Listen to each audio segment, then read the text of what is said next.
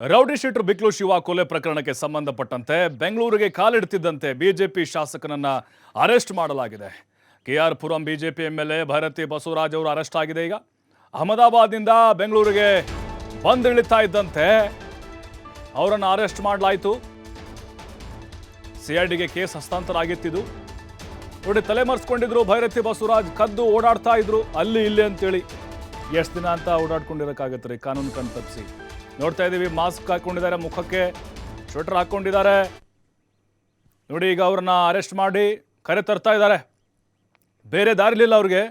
ಅಜ್ಞಾತ ಸ್ಥಳದಿಂದ ಕೆಂಪೇಗೌಡ ಏರ್ಪೋರ್ಟಿಗೆ ಬಂದರು. ಟರ್ಮಿನಲ್ 1ರಲ್ಲಿ ಅವರನ್ನ ವಶಕ್ಕೆ ಪಡೆಯಲಾಯಿತು. ನಂತರ ಸಿಐಡಿ ಅವರು ಅರೆಸ್ಟ್ ಮಾಡಿದರು. ಇನ್ನೇನು ಕೆಲವೇ ಕ್ಷಣಗಳಲ್ಲಿ ಅವರಿಗೆ ಮೆಡಿಕಲ್ ಟೆಸ್ಟ್ ಮಾಡಲಾಗುತ್ತೆ. ಅದಾದ ಮೇಲೆ ಮ್ಯಾಜಿಸ್ಟ್ರೇಟ್ ಮುಂದೆ ಹಾಜರುಪಡಿಸ್ತಾರೆ. ಜೈಲ ಅಥವಾ ಕಸ್ಟಡಿಗ, ಬಹುಶಃ ನಮಗನ್ನಿಸ್ತಾ ಇದೆ ಕಸ್ಟಡಿಗೆ ತೆಗೆದುಕೊಳ್ಳುವಂಥ ಸಾಧ್ಯತೆಗಳಿದೆ ಅಂತ. ಕೊಲೆ ನಡೆದ 7 ತಿಂಗಳ ಬಳಿಕ ಬಿಜೆಪಿ ಶಾಸಕ ಅರೆಸ್ಟ್ ಆಗಿದ್ದಾರೆ. 2025ರಲ್ಲಿ ಕೊಲೆ ಆಗಿತ್ತು, ಜುಲೈಯಲ್ಲಿ. ಬಿಕ್ಲು ಶಿವ ಆತನ ಮರ್ಡರ್ ಆಗಿತ್ತು. ಅದರಲ್ಲಿ ಜಗ್ಗು ಏನಿದ್ದಾನೆ ಅಲಿಯಾ ಜಗ್ಗ, ಆತನ ಹೇಳಿಕೆಯನ್ನು ಆಧಾರವಾಗಿ ಇಟ್ಕೊಂಡು ಇವರ ಮೇಲೂ ಕೂಡ ಹಲವು ಆರೋಪಗಳು ಕೇಳಿಬಂದಿದ್ದು. ಭೈರತಿ ಬಸವರಾಜ್ ಮೇಲೆ ಬಿಕ್ಲು ಶಿವನ ತಾಯಿ ದೂರನ್ನು ಕೊಟ್ಟಿದ್ರು. ಭಾರತೀನಗರ ಪೊಲೀಸ್ ಠಾಣೆಯಲ್ಲಿ FIR ಆಗಿತ್ತು. ನನ್ನ ಪಾತ್ರ ಇಲ್ಲ ಅಂತ ಇವ್ರು ಹೇಳ್ತಾ ಇದ್ರು. ಆಮೇಲೆ ಸುಪ್ರೀಂ ಹೈಕೋರ್ಟ್ನಲ್ಲಿ 2 ಬಾರಿ ನಿರೀಕ್ಷಣಾ ಜಾಮೀನು ಅರ್ಜಿ ವಜಾ ಆಗಿತ್ತು. ನಂತರ ಸುಪ್ರೀಂ ಕೋರ್ಟ್ಗೆ ಹೋದ್ರು. ಸುಪ್ರೀಂ ಕೋರ್ಟ್ನಲ್ಲೂ ಕೂಡ ಅರ್ಜಿ ವಜಾ ಆಯಿತು. ಬೇರೆ ಆಪ್ಷನ್ ಇರಲಿಲ್ಲ, ಸರೆಂಡರ್ ಆಗಲೇಬೇಕಾಗಿತ್ತು. ಶರಣಾಗುವ ಮೊದಲೇ ಪೊಲೀಸರು ಅವರನ್ನು ಬಂಧಿಸಿದ್ದಾರೆ. ನೋಡ್ಬೇಕೀಗ ಮುಂದೆ ಏನೆಲ್ಲ ಬೆಳವಣಿಗೆಗಳಾಗುತ್ತೆ ಅಂಥೇಳಿ.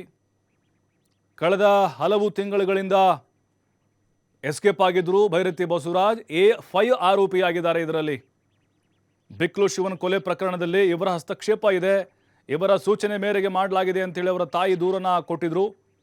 ಈ ಕಿತ್ತಗನೂರು ಜಮೀನಿಗೆ ಸಂಬಂಧಪಟ್ಟಂಗೆ 2023ರಲ್ಲಿ ಬಿಕ್ಲು ಶಿವ ಒಂದು ಜಮೀನು ತಗೊಂಡಿದ್ದ, ಅದಕ್ಕೆ GP ಕೂಡ ಮಾಡಿಸ್ಕೊಂಡಿದ್ದ. ಅಲ್ಲಿ ಕಾವಲು ಕಾಯಕ್ಕೆ ಒಂದಿಬ್ಬರು ಹೆಣ್ಮಕ್ಳನ್ನ ಇಟ್ಟಿದ್ದ. ಇವ್ರ ಕಡೆದವ್ರು ಹೋಗಿ ಅಲ್ಲಿ ಜಗಳ ಮಾಡಿ ಕಾಂಪೌಂಡ್ ಕೆಡವು ಹಾಕಿದ್ರು ಅನ್ನುವಂಥ ಆರೋಪ. ಅದಾದ ಮೇಲೆ ಮೊದಲೇ ಈತನಿಗೆ ಜೀವ ಬೆದರಿಕೆ ಇತ್ತು ಅಂತ ಕಂಪ್ಲೇಂಟ್ ಕೂಡ ಕೊಟ್ಟಿದ್ರು. ಆಗ ಪೊಲೀಸರು ಇದನ್ನು ಗಂಭೀರವಾಗಿ ತೆಗೆದುಕೊಂಡಿರಲಿಲ್ಲ. ನಂತರ ಅವನನ್ನು ಬರ್ಬರವಾಗಿ ಹಲಸೂರು ಕೆರೆ ಏನಿದೆ ಆತನ ಮನೆ ಸಮೀಪವೇ ಬರ್ಬರವಾಗಿ ಗ್ಯಾಂಗ್ ಅಟ್ಟಾಡಿಸಿಕೊಂಡು ಕೊಂದಿತ್ತು. ಅದಾದ ಮೇಲೆ ಭೈರತಿ ಬಸವರಾಜ್ ಅವರ ಹೆಸರು ಕೂಡ ತಳಕು ಹಾಕ್ಕೊಂಡಿತ್ತು. ಮತ್ತಷ್ಟು ಮಾಹಿತಿ ನಮ್ಮ ಪ್ರತಿನಿಧಿ ಸಂತೋಷ್ ಪಟೇಲ್ ನೀಡ್ತಾರೆ. ಸಂತೋಷ್, ಈಗ ಭೈರತಿ ಬಂಧನ ಆಗಿದೆ, ಮುಂದೆ ಏನಾಗ್ಬೋದು ಅಂತೇಳಿ, ಅಂದರೆ ಕಸ್ಟಡಿಗೆ ತೆಗೆದುಕೊಳ್ಳುವಂಥ ಸಾಧ್ಯತೆಗಳು ಹೆಚ್ಚಾಗಿ ಕಾಣಿಸ್ತಾ ಇದೆಯಾ ಅಥವಾ ನ್ಯಾಯಾಂಗ ಬಂಧನವ?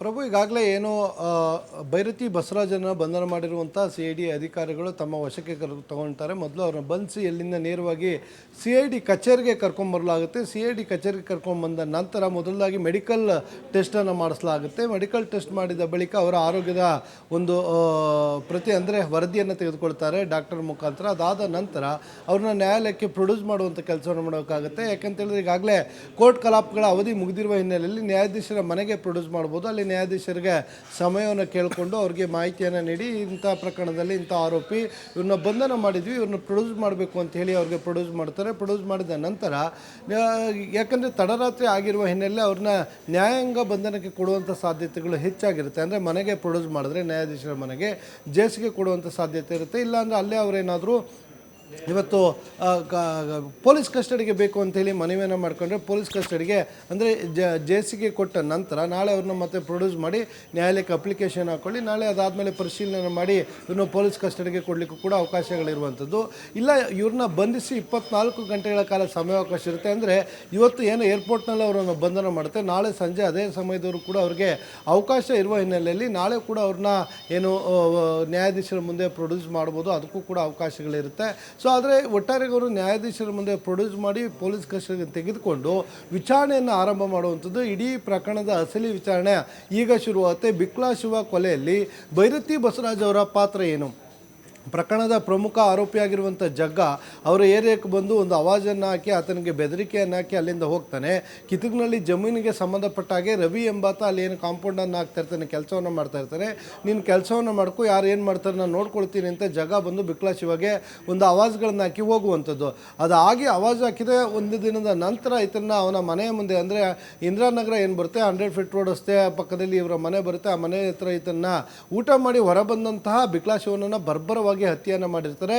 ಅದರ ಕಂಪ್ಲೀಟ್ ಉಸ್ತುವಾರಿ ಜಗನೇ ತೆಗೆದುಕೊಂಡಿರ್ತಾನೆ. ಅಂದರೆ ಹತ್ಯೆ ಮಾಡೋಕ್ಕೂ ಮೊದಲು ಆರೋಪಿಗಳೇನೆಂದರೆ ಇವರೆಲ್ಲನೂ ರಾಮಮೂರ್ತಿ ನಗರದ ಒಂದು ಬಾರೊಂದರಲ್ಲಿ ಕೂರಿಸ್ಕೊಂಡು ಒಂದು ಮೀಟಿಂಗನ್ನು ಮಾಡಿರ್ತಾನೆ. ಅಲ್ಲೆಲ್ಲವೂ ಕೂಡ ಸೆಟ್ ಆಗಿರುತ್ತೆ. ಅದಾದ ನಂತರ ಅಲ್ಲಿಂದ ಸೀದಾ ಅವನು ಮನೆಗೆ ಬರ್ತಾನೆ.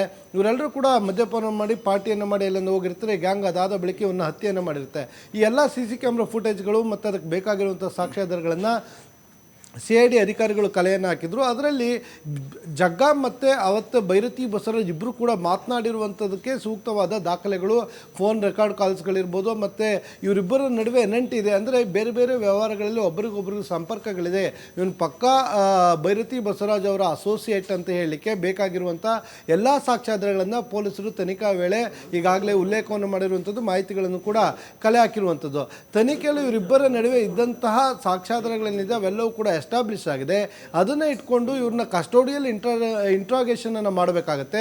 ಕಸ್ಟೋಡಿಯಲ್ ಇಂಟ್ರಾಗೇಷನನ್ನು ಮಾಡಲಿಲ್ಲ ಅಂದರೆ ಇವರು ತನಿಖೆಗೆ ಸಹಕಾರವನ್ನು ಮಾಡಲ್ಲ. ಈಗಾಗಲೇ ಮಧ್ಯಂತರ ಜಾಮೀನನ್ನು ಪಡ್ಕೊಂಡಿದ್ದಾರೆ. ಅವರ ವಕೀಲರ ಮುಖಾಂತರ ನಾವು ಕೇಳುವಂಥ ಎಲ್ಲ ಪ್ರಶ್ನೆಗೆ ಉತ್ತರವನ್ನು ಕೊಡ್ತೀವಿ, ಇಲ್ಲ ಅದಕ್ಕೆ ಪೂರ್ವನಿಯೋಜಿತವಾಗಿ ತಯಾರಿಯನ್ನು ಮಾಡ್ಕೊಂಡು ಬರ್ತಾರೆ ಅಂತೇಳಿ ಇವ್ರನ್ನ ಕಸ್ಟೋಡಿಯಲ್ ಇಂಟ್ರಾಗೇಷನನ್ನು ಮಾಡಬೇಕು. ಈ ಕಾರಣಕ್ಕಾಗಿ ಮಧ್ಯಂತರ ಜಾಮೀನು ಏನು ಹಿಡಿದ್ರೆ ಅದನ್ನು ರದ್ದು ಮಾಡಬೇಕು ಅಂತೇಳಿ ನ್ಯಾಯದ ಮೊರೆಯನ್ನು ಹೋಗಿರ್ತಾರೆ. ನ್ಯಾಯಾಲಯದ ಮೊರೆ ಹೋದಂಥ ಸಂದರ್ಭದಲ್ಲಿ ಭೈರತಿ ಬಸವರಾಜ್ ಕೂಡ ಇವರು ಹಾಕಿರುವಂಥ ಅರ್ಜಿ, ಅಂದರೆ ಈ FIR ಅನ್ನೇ ರದ್ದು ಮಾಡಬೇಕು, ನನ್ನ ಮೇಲೆ ಏನು 5ನೇ ಆರೋಪಿಯಾಗಿ ಇವರು ಭಾರತೀಯ ನಗರದಲ್ಲಿ FIR ಅನ್ನು ದಾಖಲು ಮಾಡ್ತಾರೆ, ಆ ಪ್ರಕರಣದಿಂದ ನನ್ನ ಕೈ ಬಿಡಬೇಕು ಮತ್ತು ಆ FIR ಅನ್ನು ರದ್ದು ಮಾಡಬೇಕು ಅಂತ ಮನವಿಯನ್ನು ಮಾಡಿಕೊಂಡಾಗ ಆ ಅರ್ಜಿ ವಜಾ ಆಗುತ್ತೆ. ಅದಾದ ನಂತರ ನಿರೀಕ್ಷಣಾ ಜಾಮೀನು ಹಾಕ್ಕೊಳ್ಳಿಕ್ಕೆ ಹೈಕೋರ್ಟ್ ಸೂಚನೆಯನ್ನು ಕೊಟ್ಟಿರುತ್ತೆ. ಅದರಂತೆ ಇವರು ಸೆಷನ್ ಕೋರ್ಟಿಗೆ ಹೋಗಿ ನಿರೀಕ್ಷಣಾ ಜಾಮೀನು ಹಾಕೊಂಡು ಅಲ್ಲೂ ಕೂಡ ಅದು ವಜಾ ಆಗುತ್ತೆ, ಹೈಕೋರ್ಟ್ನಲ್ಲಿ ವಜಾ ಆಗುತ್ತೆ. ಇವತ್ತು ಸುಪ್ರೀಂ ಕೋರ್ಟ್ನಲ್ಲಿ ಕೂಡ ನೆನ್ನೆ ಸಲ್ಲಿಕೆ ಮಾಡಿ ಇವತ್ತು ತುರ್ತಾಗಿ ಅರ್ಜಿ ವಿಚಾರಣೆಯನ್ನು ಮಾಡಬೇಕು ಅಂತೇಳಿ ಮನವಿಯನ್ನು ಮಾಡಿಕೊಂಡಿರ್ತಾರೆ.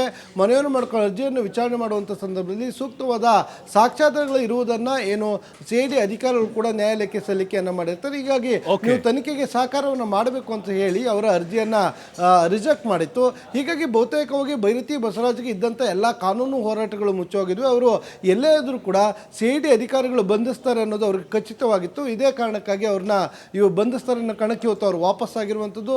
ಸದ್ಯ ಅವರ ಬಂಧನ ಆಗಿದೆ. ಇನ್ನು ಈ ಪ್ರಕರಣಕ್ಕೆ ಸಂಬಂಧಪಟ್ಟಾಗೆ ಸಾಕ್ಷ್ಯಾಧಾರಗಳನ್ನು ಮುಂದಿಟ್ಟು ಹೆಚ್ಚಿನ ವಿಚಾರಣೆಯನ್ನು ಮಾಡುವಂಥದ್ದು. ಪ್ರಭು, ಥ್ಯಾಂಕ್ ಯು.